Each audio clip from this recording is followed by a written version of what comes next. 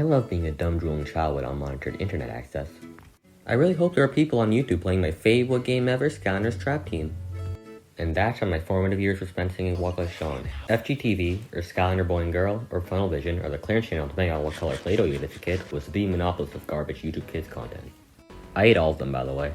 FGTV, which is going to be how I refer to the collective of these channels from now on, stands for Family Gaming TV, because they were sent too many angry emails from people mistyping HGTV. Now, who was the family gaming in question? Well, there's the dad who refusing to call Duddy as an act of protest, mom who is also not calling movies for the same reason, and their kids Lexi, Mike, Chase, Sean, and Amaya, who doesn't actually exist, but it was on their Wikitubia page when I checked. Who's making FGTV OCs? The Seeds of Calamity were planted on December 5th, 2006, when their first channel Funnel Vision was made.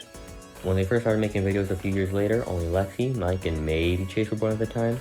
It's hard to tell, because a few years ago, Funnel Vision had all its videos unlisted and moved due to monetization issues. They started off by uploading silly little skits, like what if kids were in charge and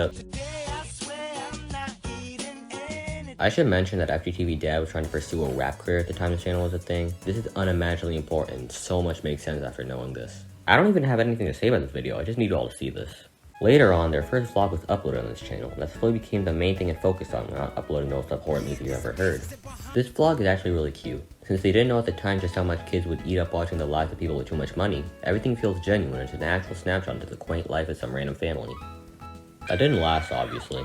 You know, every villain has that one event that causes their descent into madness. For FGTV, it was first name Spiral, last name Adventure. Skylander Boy and Girl is probably how most people remember FGTV, because liking Skylanders and being a drooling baby were synonymous with each other.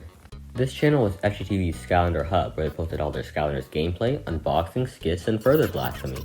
It was a genuine fanatic channel. They made a video on practically everything Skylanders related. How do you get 13 minutes out of kid cuisine? Skylanders! Oh, let's go, let's club! According to a now deleted rap song they made, I was in line when I said knowing that the dad was a rapper explains a lot. They discovered Skylanders in 2011 because one of the kid's cousins showed off a figure he had and they immediately flocked to collect all of them. I'm not even sure when they got the actual game, chances are they started off collecting just to collect. Over the years, Skylander Boy and Girl had become such a big name in the Skylanders community that they were closely partnering with Activision itself, and even got an employee to do a skit with them to promote Superchargers. All this, and yet Dan TDM was the one to voice a character in the TV show. Activision had their priorities straight. Now they were making good money with a highly successful vlog channel and Skylanders channel, but just those two weren't enough for them. They wanted to triple dip. I mean, they wanted to quadruple dip, but that's beside the point right now. So this was their channel for games. Just games in general, except they still vomited Skylanders videos out for some reason. Most of their earliest videos were just Disney Infinity stuff. For the love of God, never seen people so desperate to spend money before. FGTV started with your standard early Let's Player fare, and by that I mean they tried out Minecraft because it was popular and got addicted. I mean, it's par for the course at this point. You really think they got this far without taking ketamine? Their Minecraft stuff was the light of my life back in 2016. Shout out to the furniture mod review that's completely engraved in my mind for some reason, along with the Mo Creatures one with dad selling starts destroying everything, makes his son cry. They even made their own Minecraft miniseries called Adventure Block that told a vaguely cohesive story without one, throwing pop culture characters into it, and two, jutting FGTV dad's mug into it. This is only part me being spiteful. You'd be hard pressed to see this level of restraint nowadays. Would you believe me if I said this isn't half bad? Sure, since it's with kids taking the main roles, the voice acting sounds like this. Ew, is that poop? Who turned on the poop mod? That's a cute story that doesn't overstay its welcome until it does. The main plot is that Chase is helping an alien they just call Mr. Blue look for a poem he lost while Mike and Lex look for him. This series has a lot of strange characters, like the second greatest character in fiction. I am the gummy is me, and I have news for you. And also, Ladies and gentlemen, PT Chester Whitmore is proud to present he's got a subplot where he needs to find a banana that's a powerful weapon for some reason, and it's gonna turn into Banana Man Appreciation Week. Nothing doesn't deserve it. They should have made a Banana Man toy. Instead we got Derby Bacon and Megs. Looking back on the videos right after Adventure Block, it seems like Banana Man was supposed to be a recurring character on the channel, but was phased out silently because he wasn't enough. Weirdly enough, they use a gender swap version of the skin whenever the mom plays Minecraft. Who made Banana Woman and why? I didn't expect to dwell on this miniseries for as long as I did. But it is one of the few decent things to come out of this channel, so I might as well honor it. Shout out to the time the dad played Paper Mario Color Splash and made it very vocal that he hated it. We talking about toilet paper? No, not another guy. I'm not gonna lie, guys. I miss the old Paper Mario. And they're just so annoying. I kind of don't want to save them. Please let that be the last card battle. Guys, woohoo! I found a star. All that long, hard, aching pain of playing card games is over. Normally, people don't watch gameplay in 45 minutes, which is why I'll be hesitant to make another one if this is what I have to look forward to. He plays the Garden Abandonment for a living now, and this is where he drew the line. There's really nothing else to comment about in the channel's early years. The floodgates hadn't been opened yet. But just you wait for when they were, there was no escaping the tsunami. Hello, Granny. Mascot horror. Scott Cawthon opened Pandora's box and not a shred of hope was inside it. FNAF marked the beginning of the end, but Hello Neighbor was the first sign of calamity when they gave the neighbor a name. What if his name was Mart? I'm like, what's the matter? Stuck in a Walmart? Trust me, those will have catastrophic consequences. Brief intermission. Remember when I said knowing that FGTV Dad wanted to be a rapper was vital information? I'm literally never wrong. I didn't mention this, but starting in 2016, there would be random short musical numbers injected into videos just cuz. My theory is that they were indoctrinating the audience early, for less resistance on that to come. Speaking of 2016, the later half of the year marked a not so good year for FGTV. Not in terms of views, I mean mentally. So first of all, Skylander Boy and Girl died that year, pretty much. It all started with the Skylanders Imagineers expansion levels. There was apparently a game-breaking glitch that would randomly soft-lock you, and due to how Skylanders levels work, forced you to replay the level from the very beginning. It happened to them once, and then the next day it happened to them again, and I don't care about Skylanders no more! I hope you shut down! I'm just kidding. No, I'm not kidding. I don't want to be I might just be thinking, Jammy, you idiot, this is obviously just a ploy to garner attention. yeah. But then they uploaded 3 videos destroying the Skylanders, 3 more videos that were probably just stuff in their backlog and then disappeared until 2019 where they finished the last level. That's sudden, right? I mean, their videos are doing super well, and just a few months ago they had their own songs in the credits of Imagineers, but they run into some admittedly frustrating glitches and completely abandoned ship. Something isn't adding up here. This is my conspiracy board. It's where I keep all my conspiracies. Current conspiracy, games are ghosting. For anyone who doesn't know, Skylanders Imagineers was the final game in the series so far, but face it, Toys to Life is dead and it's never coming back. Now I'm sure you're thinking, oh, but what if they just fell out of love with Skylanders and didn't want to make videos with something they'd have passion for anymore? That would imply that FGTV Dad has a genuine love for Granny, and that's a reality I'm too scared to acknowledge. I'm shutting down Stockholm Theory before it even begins. So my conspiracy is that they got insider info that another mainline Skylanders game wasn't coming out, and looked for the quickest excuse to abandon ship. If only Little Me could have done the same. Do you think FGTV Dad is plagued by awful nightmares of the atrocities he committed against Skylander kind? He sure ain't losing sleep over the ones he's committed to people he knows. Next up, do you guys remember the solar eclipse we had in 2016? And how everybody says not to look directly at an eclipse? Someone sure didn't.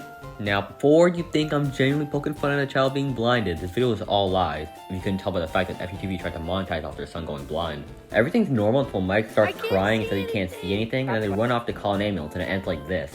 It was apparently supposed to be a 2-parter skit, but they got eaten alive for this video, and understandably so. There wasn't even a punchline or anything, it just depicted a child going blind. What was gonna happen in the second part? Was he gonna go to a hospital where William Afton would replace his eyes? They later put out an apology video explaining that they understood what they did was stupid, with a runtime long enough for mid-roll ads to probably never stop. Got to have money. Maybe this will give an explanation of what they were gonna do for the second part. We were gonna continue this. Actually went to a doctor. We were gonna film like part 2. Oh my god, they were sending it to William Afton. Oh yeah, and shout out to October during the height of the old killer clown craze, where the dad dressed up as a clown to traumatize his 2 oldest kids. No, scratch that. He and 3 other people dressed up as killer clowns to traumatize his 2 oldest kids. These poor kids were crying in fear. They genuinely thought they were going to get murdered. Oh, they also never say or show who the other clowns actually are. Probably their legacy isn't, you're the guy that traumatized some kids. Tangibly related is our 4th channel, Don't Much Fun, which was a toy review channel hosted by Chase and Sean very briefly. This channel gave us the best character in all of existence in Clarence, the random toy sitting on a shelf. I think sales would triple if they started selling Clarence plushies. FGTV Dad, I know I said some awful things, but come on man, hook me up just this once. The reason I bring this channel up is because they hopped on that one gummy versus real food challenge. Yep. The reason I bring this channel up is because they hopped on that one gummy versus real food challenge trend. I'm pretty sure at one point when the children lifted a platter to eat a live snake, I don't think they're having so much fun anymore. And since we're on the topic of side channels, let's get on the topic of side characters. FGTV is fun for the whole family. I'm not talking about ours. When I say the entire FGTV family tree opened their own YouTube channels, I mean, obviously I'm exaggerating, but so many of these people's relatives had YouTube channels of their own, writing off the fact they were related to the funny screaming people. We have the Funky Bunch over the dad side of the family. They kind of just did vlogs until they didn't. They started making superhero story videos with Dragon Ball Z titles and then disappeared. Uncle Crusher, he's genuinely a mystery to me. First of all, I cannot find out what his real name is. He's literally just called Uncle Crusher in every video he's in. Even in his own channel, he's not an uncle here. Dinglehoppers is another vlog channel with less Spider-Man and more butterfly intercourse. Don't even bother asking me what Brick and Betty is, I'm never going to know. But it's not all bad here. We have Minecraft Ethan, my beloved. I love you. It's like these kids had more respect for their audience than actual adult YouTubers. Maybe it's just gaming channel bias, but I feel like Minecraft Ethan had the soul that FGTV shed so long ago. You didn't see many low energy Let's Play channels around the time they were uploading, and to see you want to focus on these kids or the cousins of these people is genuinely just shocking to me. They stopped uploading a while ago. In fact, I've had an online presence in over 4 years, so it's safe to say just grew out of the whole thing. I genuinely hope they're doing well. Where was I again? Oh right, oh my god. Oh, dude! Mascot horror, nobody can escape it. Just look at Target. You're telling me I can walk up to a real cashier and give them physical evidence that I primarily breathe out of my mouth? Exactly why children are so grappled by remarkable horror is a video of its own, but the fact is that anything revolving around it prints money. FNAF was the first horseman, Hello Neighbor was the second, and then became Bendy and the Ink Machine, and then Granny. Oh, and all these basics. Moving on. FGTV ended what I'm calling their Source Indie arc, just crossing over random indie game characters animated with probably Source Filmmaker proved to be really popular for some reason. You know, I always wondered, does the dad make these animations himself? Back in the olden days, Micro Videos had a decent amount of short animations, and there's never any credits in the description. I know that now FGTV has a combined mind with a small animation studio, but I just can't imagine them commissioning a Minecraft animator to do this. Stop! This tickles! What? No, kill them! Don't turn them into animals! I can be convinced, however, that FGTV dad painstakingly animated him getting tortured by Ash Ketchum, and tried to develop a sixth sense for these things. These stupid mascot horror marketable plush characters become mainstays on the channel, treated like co-hosts. I'm like 90% sure at a point in time, Hello Neighbor showed up more than this man's wife. I guess this is what happens when we make original characters nobody cares about. I've already spoken about the Great Tragedy Banana Man, but also a few years back they tried launching their own animated series called Max at Midnight. Wow, I wonder what this show is like. Hey, I'm a zombie. I'm a zombie too. At the expense of the single Max at Midnight fan, I'm gonna ask, did anybody actually like this show? I guess for all I know, there's an underground Max at Midnight fandom ready to dox me for my heresy. I mean, there are people who actually like Super Mario Logo.